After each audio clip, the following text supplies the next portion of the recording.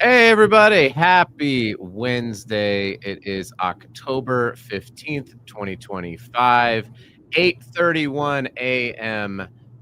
Mountain Standard Time. I'm Adam Peak. I'm the host of what do I host? People of Packaging podcast and co-owner of the Label King in Salt Lake City, Utah, and I am joined by Corey. The caveman is just I don't how are we feeling? We don't have to take these nicknames that Avelio gives us. We have a choice. This is amazing.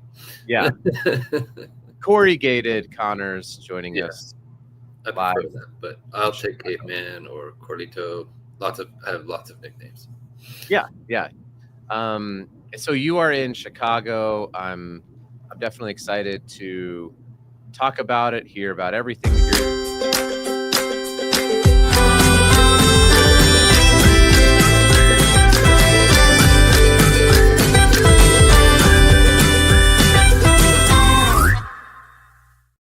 and the question on everyone's mind is how is coffee? Is it pretty good? Hotel coffee is always like slightly disappointing, but also it's like you don't sleep very good. So It's not bitter, so that's a big win. So okay. happy to get my one cup in the room. Do you have a preference on hotels that you like? Is there a chain that you're just like, well, I need to stay in the Marriott's or else I'm not showing I up. have really appreciated Hilton and their attention to detail and the way that they treat people. Uh, so if you're Okay. listening, Paris Hilton or anyone related to her, thank you. You're free to sponsor the show. This show can be brought to you by any hotel chain who wants to just put us up for free. Yeah, one thing I did here early on when I was traveling, because I had just started, and I would pretty much just stay anywhere. Ooh, Hugh has some ideas here. Yeah. Hugh says, I know it was brutal. He just, and he was an From Embassy London. Suites. Yeah, from London. So one thing I learned, or I was told, I would just stay wherever. I would literally just be like, I don't care. It's just, I would stay at the La Quinta. I would stay at the Hilton, Marriott. It didn't matter. Because I wasn't like, oh, I need to get all the points. I need the precious points. That wasn't. Yeah. I just would stay places. And then somebody, shout out, her name's Paulette Grams. She has been a mentor for me. She worked at WS Packaging with me, and she was like, pick a hotel chain, not for the points, but because the bedding is likely the same, the pillows are the same, and your body will begin to get used to it, and you can sleep better and be more ready for the workday. And I was like, oh, I agree with that. that's a really good point, because they have to standardize all of that stuff across the board. And I'm like, that makes a ton of sense. So shout out to Paulette. I think she's right. That's really smart. Yeah. So travel tip of the day brought to you by Marriott/Hilton/Embassy No charge. La Quinta. And we should shout out Avelio Matos. He is in London Packaging Week today and tomorrow. No, I'm not. He didn't join. Well, he's a busy guy. He gets no shout outs. He got one. He got one. Dang it. You can't delete. I'm gonna delete in editing. It's not like this thing's live. Okay, so let's talk about plastic packaging. Good morning. Hey, Brandon. A well-traveled man, also Brandon Combs. I get to see Brandon. I'm heading to Anaheim from here to the Fresh Produce show. So I'll see Brandon there. They should have put the Fresh Produce show in Bel Air, because that would have been. Originally, it was so close. Will Smith was upset. So. Hilton chains are typically go to for me, for Hugh. Yeah, I don't really care which one it is. I've done Hilton. I had Hilton for a stretch. I switched to Marriott for a stretch. It's just like pick. They're all fine, honestly. I think they're all pretty solid. Okay, so you'll be in Anaheim. Sorry for you said the paper and packaging recycling. You're in Chicago for that, and then you're going to go to Anaheim for Fresh Produce. Yeah, Fresh Produce event. That's a big one. think there's a huge market for fresh produce and related packaging materials. Fresh food is a really big deal in the packaging industry because of if you don't get the packaging correctly, the waste will increase dramatically. And we already waste about 40% of our fresh produce to landfill, which is terrible. Yeah, and actually, I'll give a quick plug to my my TED Talk because I actually brought that up. Hey, what's up, Jim? Thanks for joining from the last day of K Show. Okay. That's in Germany, I believe. Yeah. Jeez, so many shows. Brandon says he doesn't want to meet you, and Jim's in Dusseldorf. Man, look at all the people. It's like Avelio leaves and everybody joins us with the comments. Mm-hmm. So in my TED Talk, I did mention this, that there was a study in India that it was almost $2 billion worth of food was lost because of improper packaging throughout their supply chain. And you think about the ripple effects of this for whether it's fresh produce or, just food in general, it's like so much energy and effort and money and carbon and all this stuff goes into making food. And then when that food is made, if it's improperly packaged, then it goes to waste and it goes to the landfill. And then it's going to turn into, it's going to emit, stuff's going to break down. It's going to emit methane right into the environment, which is bad. So then that has to be captured. And there's a lot of money and cost and time to capture the methane at the landfills. It's like the best thing that you can do for fresh produce is prolong the shelf life, reduce the waste. That's the primary role of packaging in produce. Yes, and be really specific about the way that you distribute, and analyze the numbers and see what the sell-through is. I mean, when's the last time you were at a grocery store and you saw an empty shelf of strawberries?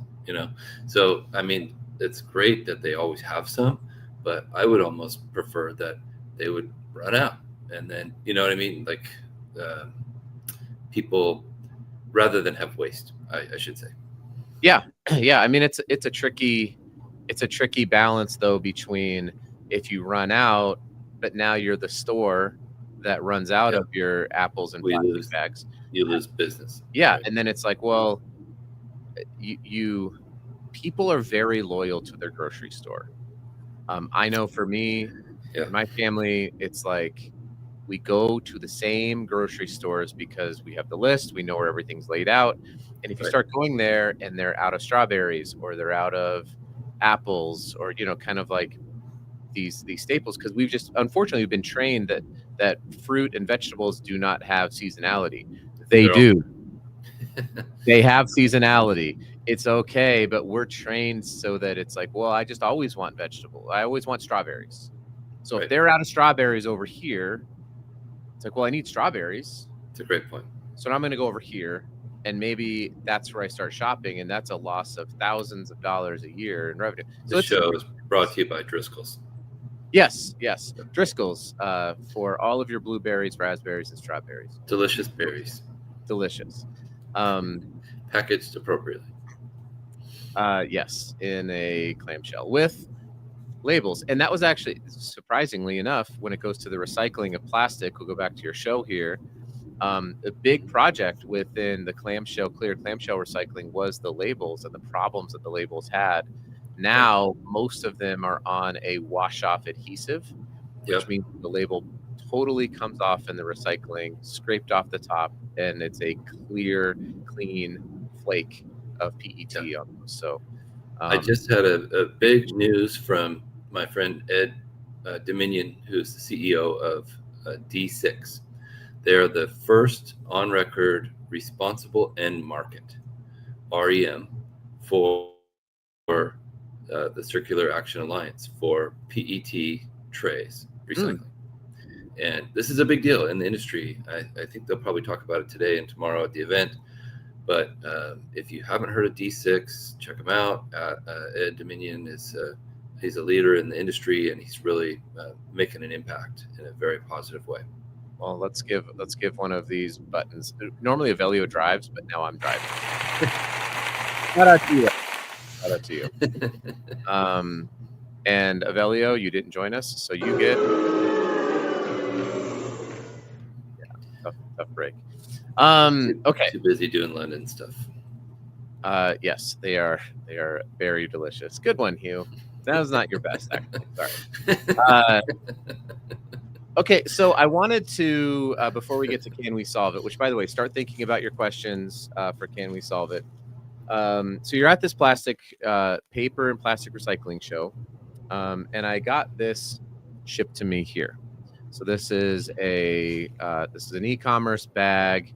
It says "Recycle Me Again." It's got number 4 LDPE. Not 6-7. Not 6-7. And we've got here this packaging made from 90 to 100% PCR plastic. Plastic bags in this one shouldn't be thrown out into the everyday recycling bin. Scan the QR code for recycling instructions and available locations. This package may not be recyclable in your area, which, okay, helpful, right? Yeah. That's a helpful piece of information. I don't know how many people are going to scan this QR code like I'm doing right now. Did you say meow? Did you say meow? Do I look like a cat to you, son? Do I look like a cat? So about this QR code. Not scanning. Didn't work. Oh, wait, here we go. Okay. Let's see what this pulls up.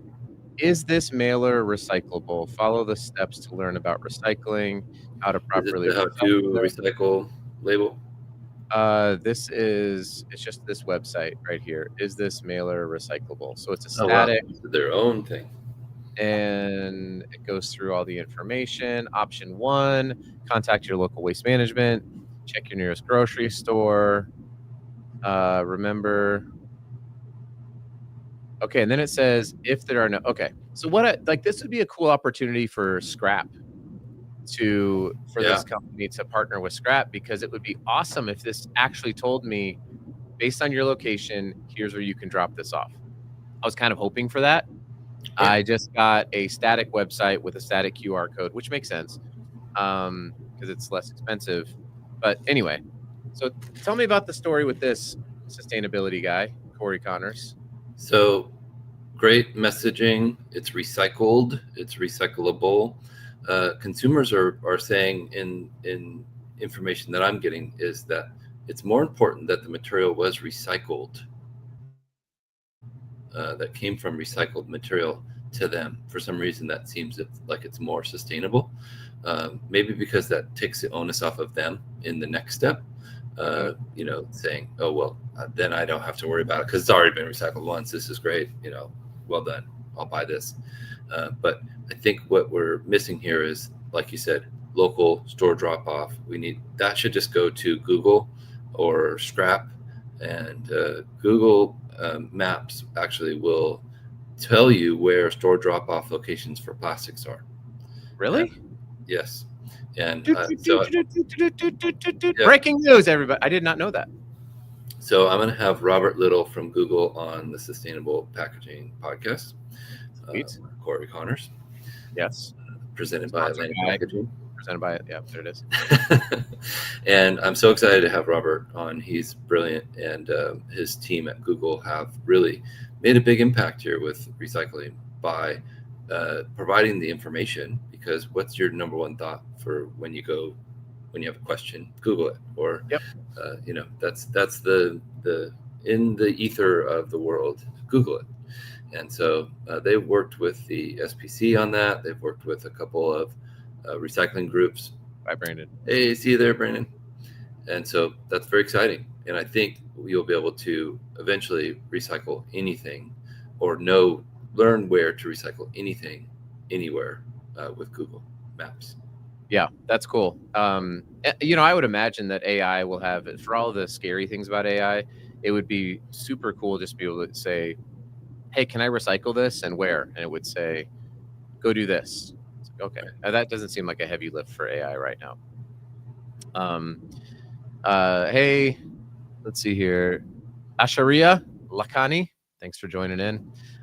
Okay, so here's what we're gonna do. While everyone is thinking up their can we solve it, I'm going to open this bag up. You can tell I've not opened it yet. Brought to you by Smart Solve. Can we solve it? Brought to you by Smart Solve, who does actually have a new. It's like a paper cellulose based flexible packaging material called Pyramil, which is pretty cool. I got to see that at Pack Expo and demonstrate it, and just you can see how this type. Did they have a booth, or they? No, I just met up with ran into Ashley, or no, it was. I'm so sorry. Jonathan. It was not anybody who I'd met before from Smart Solve, and I'm now blanking on your name. I'm so sorry. You were a wonderful person. Yeah, that's okay. Anyway, sorry. So what we have inside of here actually are more plastic. Yeah. Which thankfully the same material, but yeah. But there's no indicate. Oh, is there an indication? Let's see here. What does it say? Yes. So you can see on this bag, it says the same thing. You're supposed to go drop it off. So good on. They printed. Yeah. So this is a T-shirt made by Canvas, by Bella Canvas, and as you can tell, ooh, that's a nice shirt. It's a Packaging Today shirt, and then on the back we've got the Smart Solve logo. These are not available to purchase. These are, I don't think, maybe I put these on there to purchase, but these shirts are the ones that we send out once they get printed and made and sent to me, and then we send these out to people who ask us questions that we can't solve. So that's what we're going to do right now on this show, which is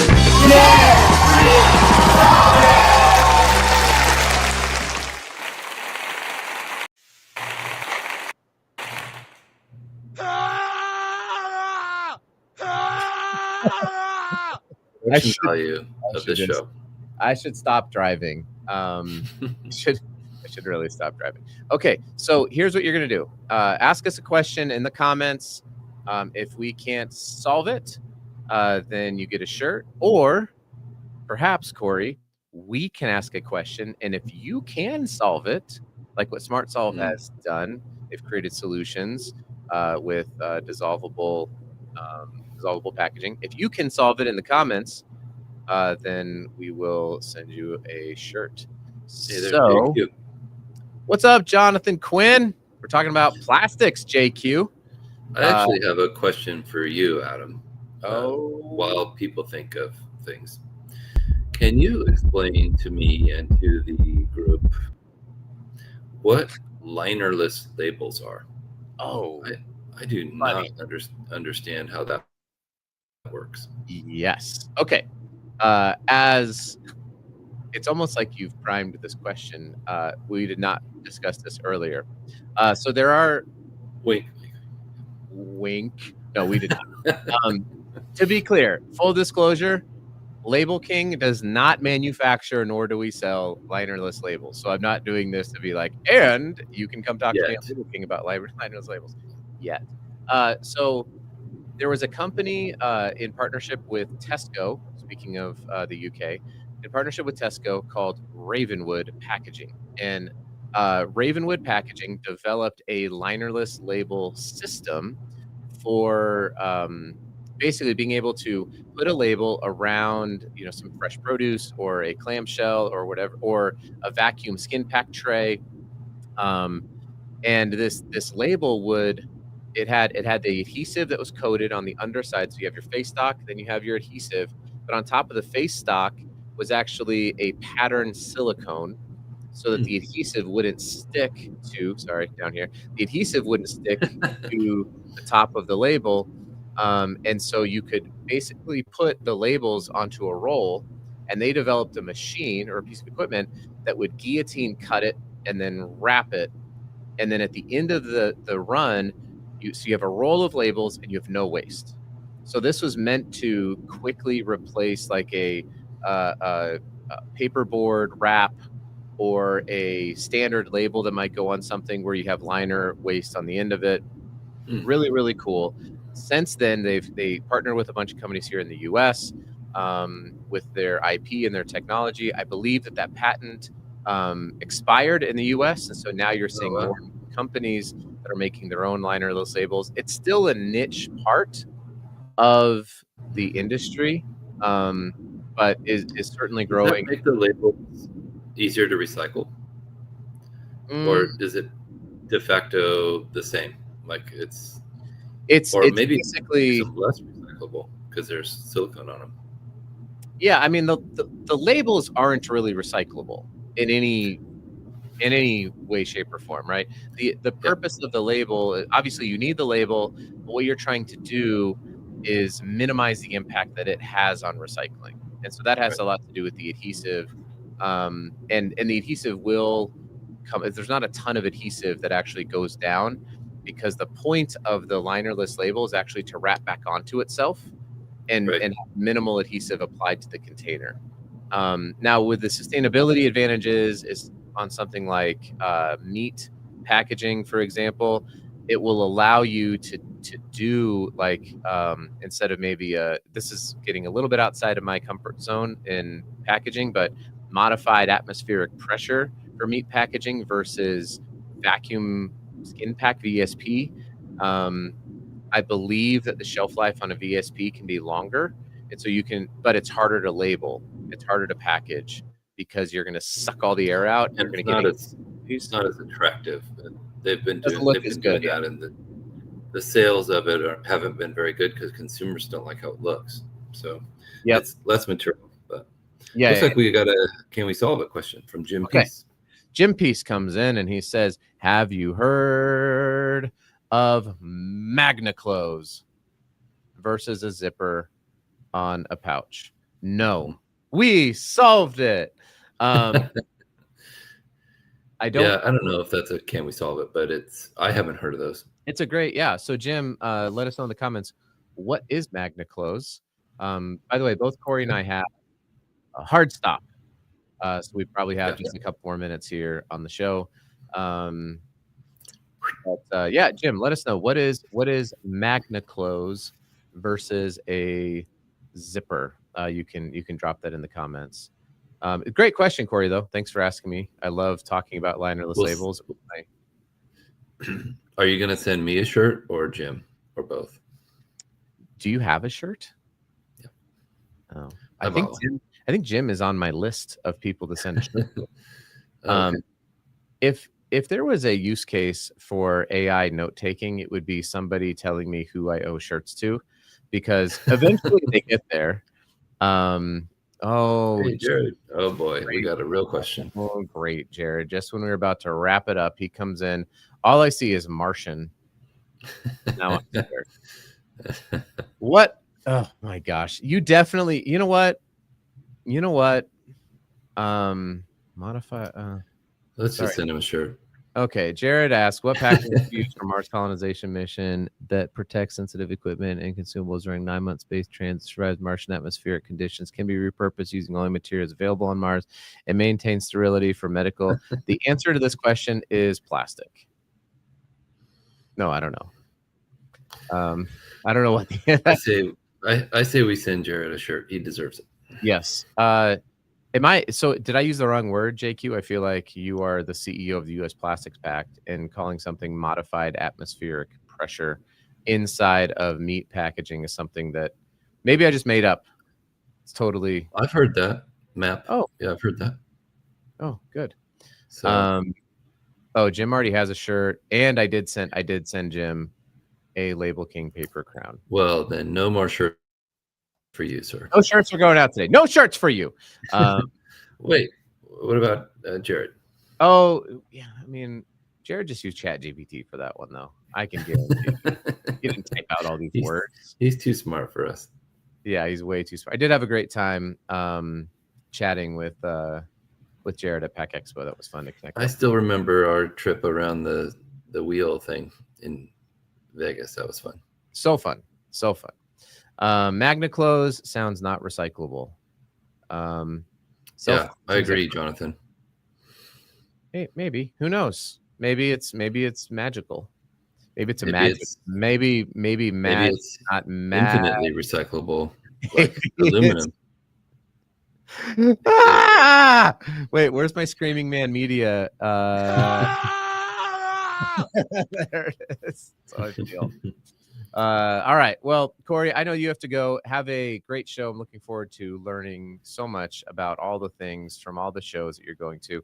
I only have one show left this entire year, and then I don't have another one to go to until March. So I get to sleep Wow. in bed. I will be at the Digital Packaging Summit in approximately a month.